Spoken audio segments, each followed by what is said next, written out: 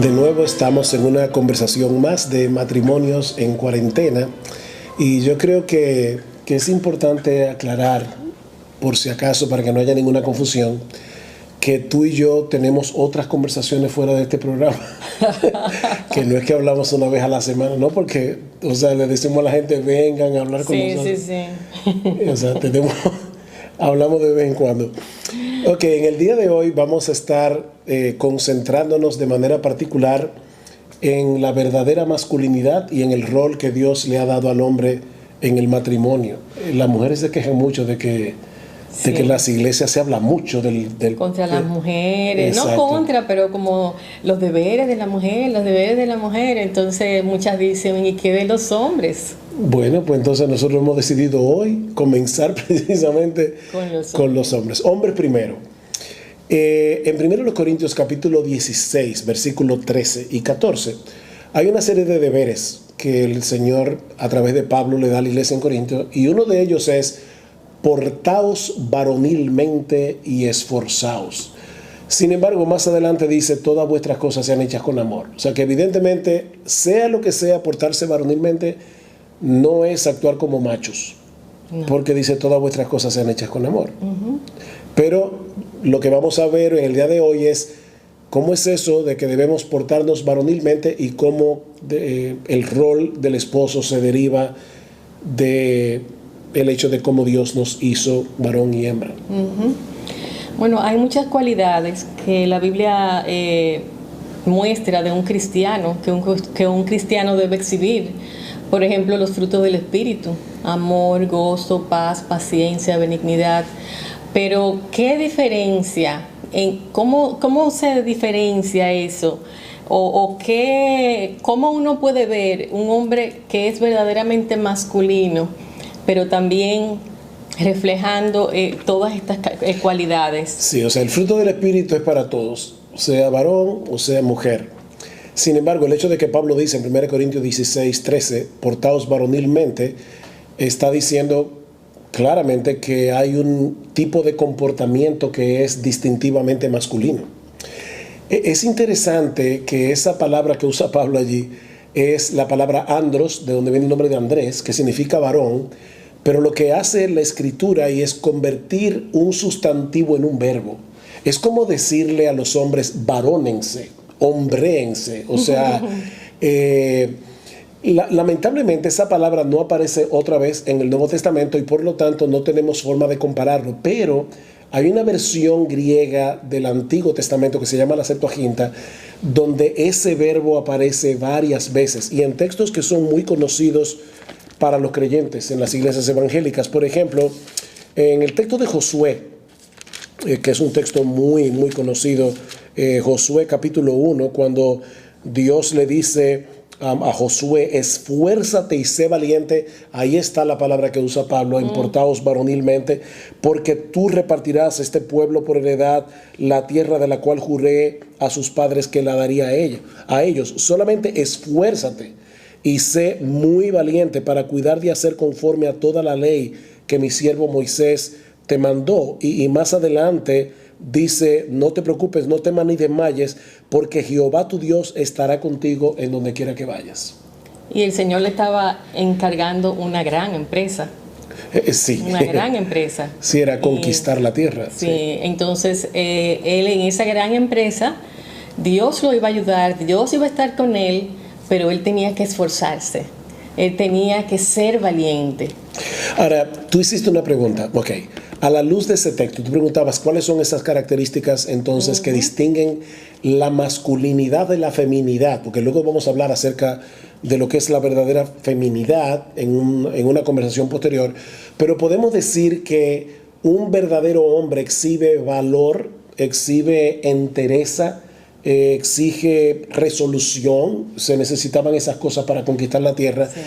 Pero la diferencia que hace ese verdadero varón de un macho latinoamericano, es el hecho de que este hombre tiene ese valor porque sabe que está haciendo la voluntad de Dios, porque confía en la providencia divina y por el hecho de que Dios está con él. No temas porque yo estaré contigo. Entonces eso es básicamente lo que distingue al varón como varón. Las mujeres deben ser valientes. Ruth fue una mujer esforzada y valiente. Esther fue una mujer esforzada y valiente. Pero esto es el rasgo distintivo del hombre.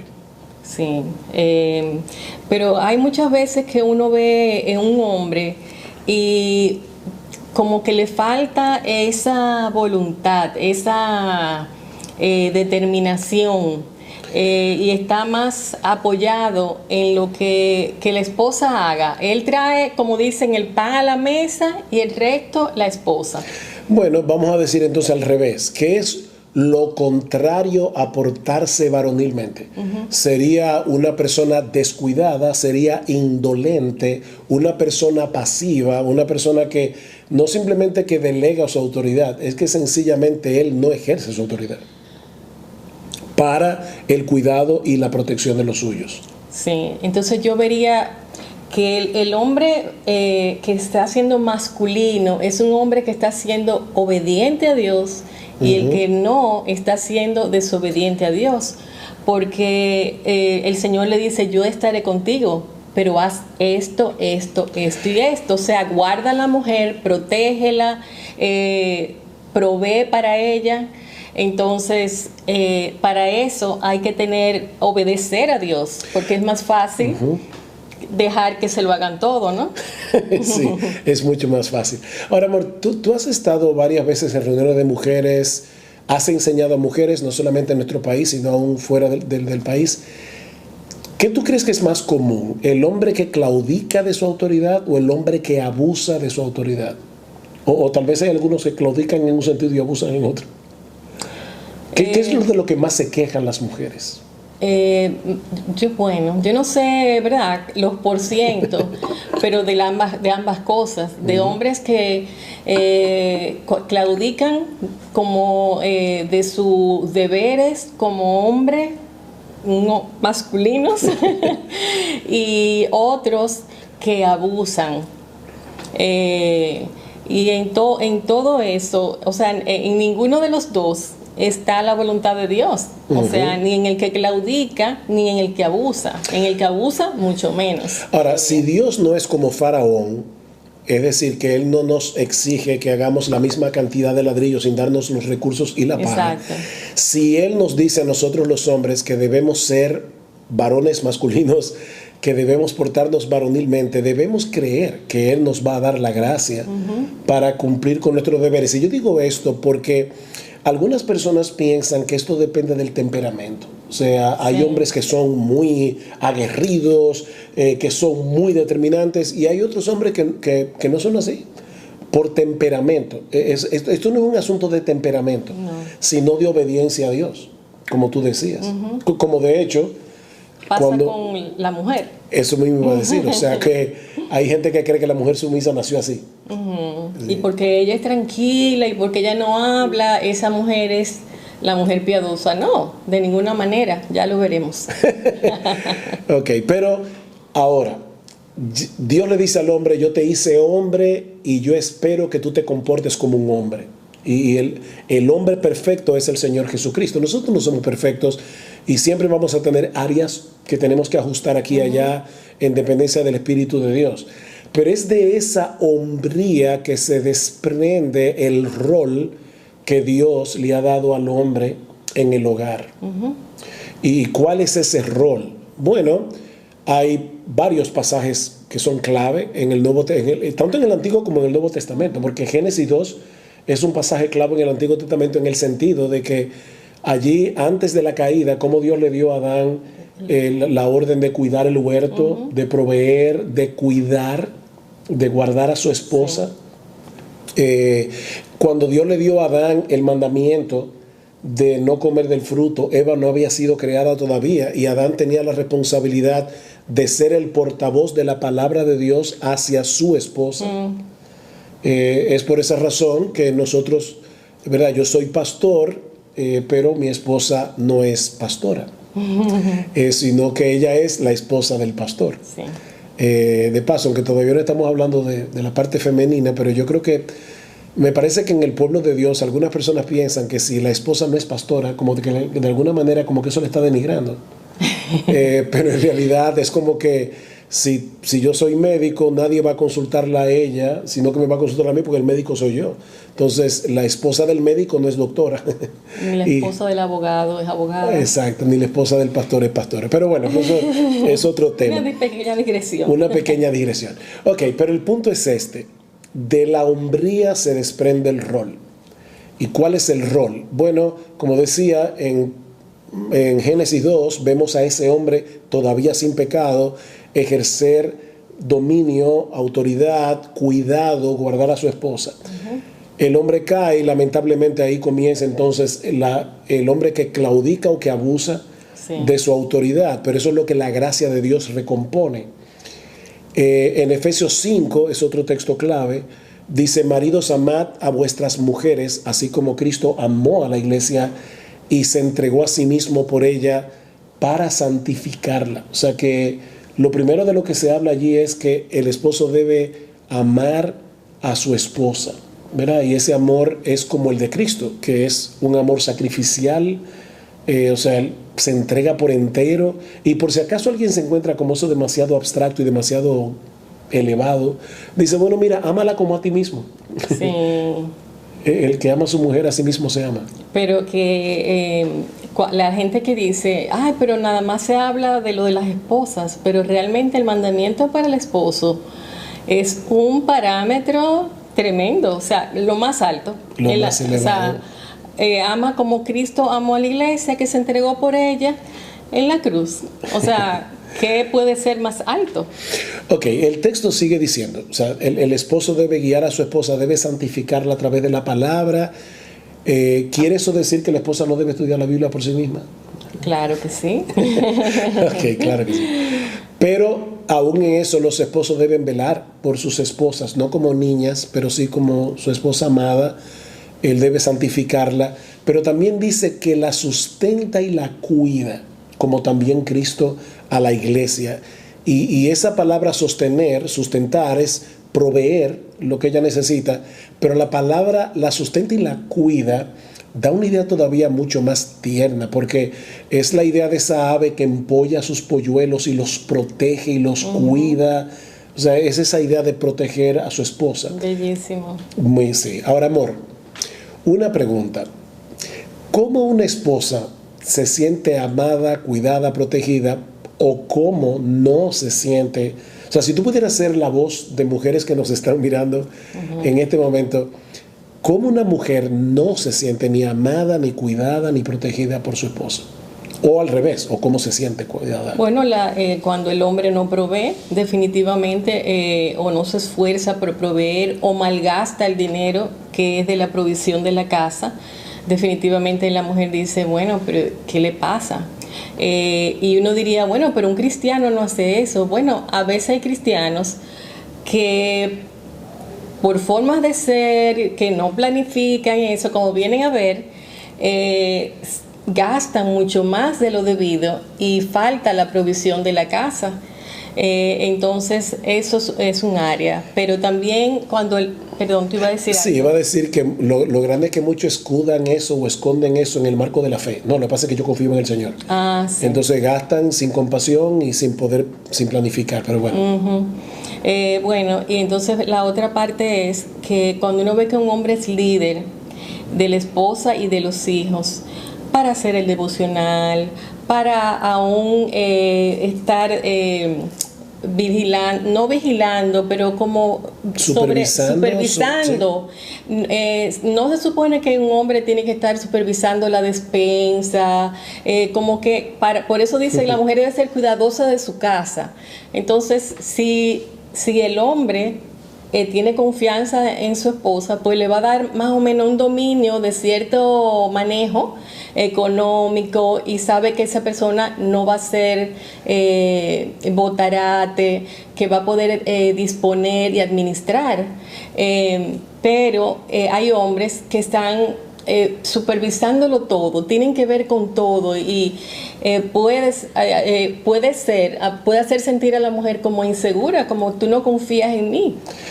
Yo creo que ahí cada esposo debe conocer, ¿verdad?, a su esposa, pero si ella te ha dado la confianza de que ella, como tú dices, no es una persona que anda derrochando el dinero, ¿Cuál es el problema de que ella administre una porción del presupuesto en las cosas que son de ella? Es como que yo siempre le digo a los jóvenes cuando se van a casar, le hago esta pregunta engañosa, por decirlo de alguna manera, a los novios.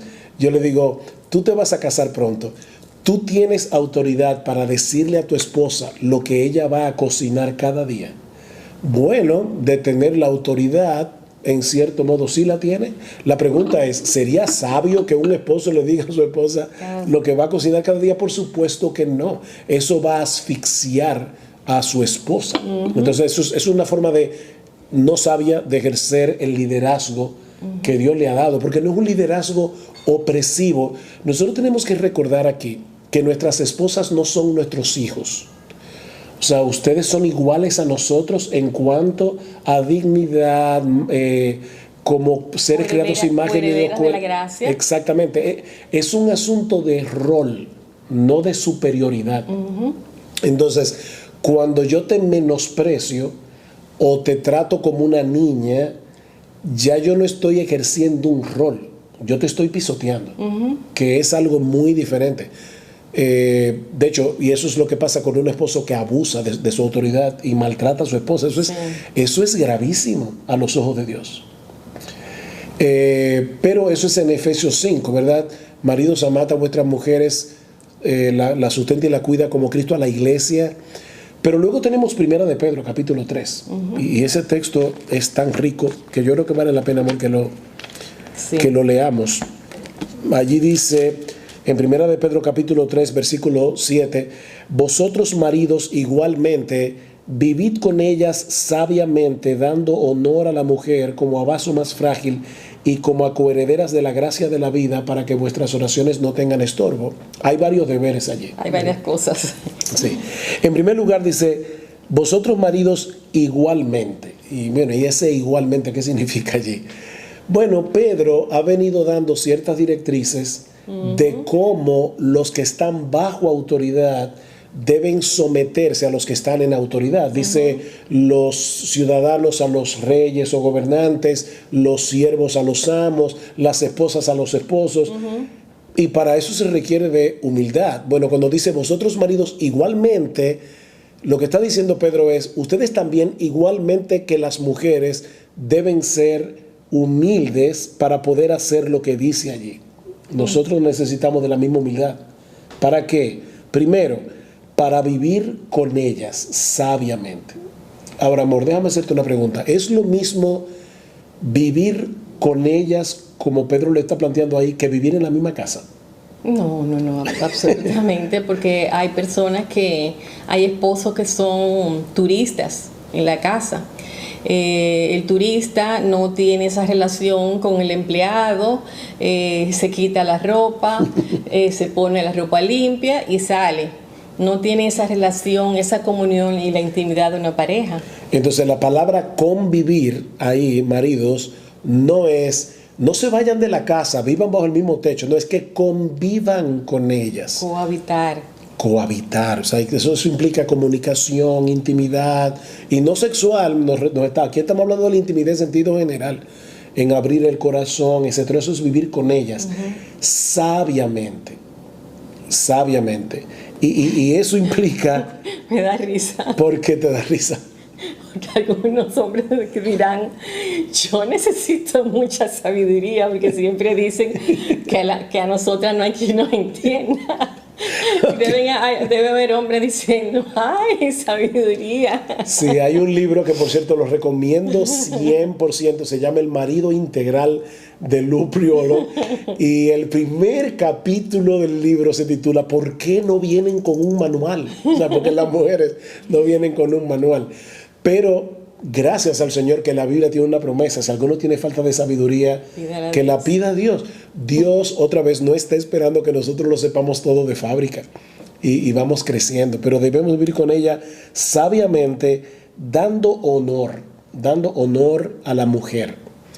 Ok, ¿eso qué significa? Bueno, dar honor es tratar a alguien como muy especial, y eso debemos hacerlo con los reyes, con nuestros esposos, con nuestros hijos, o sea, tratar a las personas como realmente muy especiales. ¿Por qué? Primero, porque son hechas a la imagen de Dios y segundo, porque es el compañero o la compañera que Dios te dio, el hombre y la mujer que Dios te dio. O sea, sí, imagínense, si yo veo a Gloria todo el tiempo y a veces definitivamente el pecado nuestro se interpone. Óigame, todos somos pecadores y tenemos cosas que resolver y que pedir perdón. Pero si yo todo el tiempo recordara, wow, Gloria la hizo Dios a su imagen y semejanza, ella es portadora de la imagen divina y encima de eso, Él la diseñó para ser mi compañera y me la entregó para que yo la cuide. O sea, en otras palabras, Dios no me dio una taza de plástico, sino una porcelana china. Es como para que yo la cuide, la proteja como debe ser. Entonces, la palabra honora y significa darle valor. Darle valor. Darle valor. No utilidad, porque fíjense, hay cosas que son útiles pero no son valiosas. Sí. Por ejemplo, como el suape. el palo de limpiar el piso con el trapo. O tú quieres una cosa más útil que una caja de fósforo en la casa para encender la hornilla de la estufa. Sí. Ahora, yo no sé en otros países, pero aquí una caja de fósforo no cuesta mucho. Entonces, no es que trates a tu esposa como alguien que es útil para ti, es como alguien que es valioso para ti. ¿Y cómo una mujer se siente que la están tratando como alguien valioso? Bueno, si me ama, si me respeta, si toma en cuenta mi opinión, si es considerado en su trato, si no me habla mal, no me sube la voz, me pregunta, me consulta para tomar decisiones. Sobre todo aquellas que te van a afectar a ti. Por ejemplo, hay maridos que de repente llegan un día a la casa con 3 invitados y ni le preguntaron a la esposa si ella estaba preparada para recibir a tanta gente, o incluso a veces la esposa está indispuesta por alguna razón, ya sea que está en su regla o ya sea que acaba de dar a luz o quién sabe cuántas cosas pueden estar pasando. Entonces, bueno, yo no sé cómo sea en otros países de Latinoamérica, pero en aquí hay pueblos donde los hombres probaban a sus mujeres llegando con otro grupo de hombres a las casas muy tarde, y de levantar a la esposa para que le preparara una gran comida. Entonces todo el mundo se quedaba reaccionando a ver cómo la esposa lo iba a hacer, con qué espíritu, pero tenía que hacerlo. O sea, tú estás durmiendo y a las 2 de la mañana llega tu esposo con 5, 6, 3, 4 amigos para que tú le hagas una gran comida. Aquí le decimos sancocho, pero bueno. Ok, marido, déjeme decir esto sutil y dulcemente. Si tú haces eso, tú eres un abusador. Eso es sutil, porque no quiero excederme. Ok, pero sigue diciendo: vivid con ella sabiamente, dando honor a la mujer como a un vaso más frágil. Fíjense, el hombre también es frágil. El hombre no es de hierro. Pero precisamente porque Dios lo creó para proteger, para cuidar, lo hizo más fuerte. Lo hizo más fuerte físicamente y lo hizo más fuerte emocionalmente. Sabemos que hay mujeres que son más fuertes que ciertos hombres, tanto físicamente como emocionalmente, pero la regla general es que Dios hizo a la mujer el vaso más frágil. Eso quiere decir, maridos, que si llegamos del supermercado, yo debo ayudar a Gloria, en vez de dejar que ella cargue los paquetes más pesados, yo soy el que Dios le pide que cargue los paquetes más pesados. A veces ha pasado que hemos llegado a la iglesia y hay hermanos que están de lo más quitados de bulla conversando con otro hermano de la iglesia, y la esposa está con el bebé de este lado y con el bolso, con los pañales, los biberones del otro lado. El otro niño. Exacto, y él está edificándose, ¿verdad?, con otro hermano de la iglesia. Eso es precisamente lo que Pedro dice que no hagan, darle honor a la mujer como a vaso más frágil y como a coherederas de la gracia de la vida. Pedro está ahí obviamente presuponiendo que los dos son creyentes.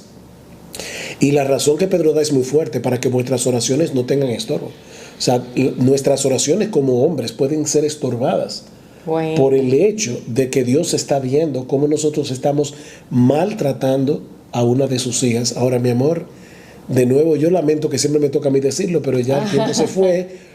Así que tenemos que concluir aquí esta conversación. Nosotros pensábamos que iba a ser más breve, pero queremos recordar una vez más que la gracia del Evangelio está disponible para nosotros. Dios no nos pone deberes como estos en la Escritura sin darnos la gracia que necesitamos para obedecer. Y puede ser que algunos esposos que nos están viendo se hayan sentido convictos de pecado. Bueno, déjame decirte algo, mi hermano.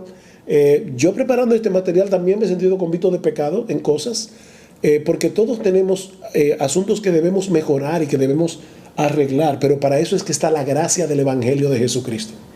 Así que amparémonos en esa gracia, amparémonos en el Evangelio y tratemos, en dependencia del Espíritu de Dios, de ser los hombres que Dios quiere que nosotros seamos, para la gloria de su nombre y para el bien de nuestras familias.